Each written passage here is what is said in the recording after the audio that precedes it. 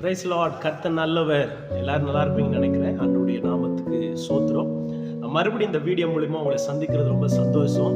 ஒரு விஷயத்தை உங்களுக்கு நான் சொல்ல விரும்புகிறேன். இயேசு கிறிஸ்து மரித்தது எதற்காக அப்படின்னு சொல்லி இந்த உலகமே பார்த்துட்டு இருக்கு. கிறிஸ்தவர்களுக்காக அவர் மரிக்கலைங்க.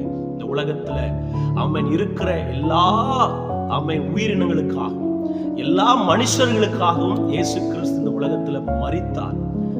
மனுஷனுடைய பாவங்களை மாற்றுவதற்காக ரத்தம் சிந்துதல் இல்லாம பாவ மன்னிப்பு உண்டாகாது. அப்ப ரத்தம் சிந்தின ஒரே தெய்வம் யார் தெரியுங்களா? இயேசு கிறிஸ்து.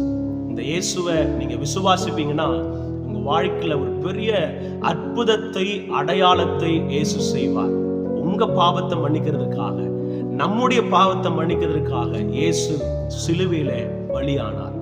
நம் மேல விழ வேண்டிய ஆக்கினை இயேசு கிறிஸ்து மேல விழுந்ததுங்க. கர்த்தர் உங்களை நேசிக்கிறார். அவர் மரித்தது உங்களுக்காக, எனக்கு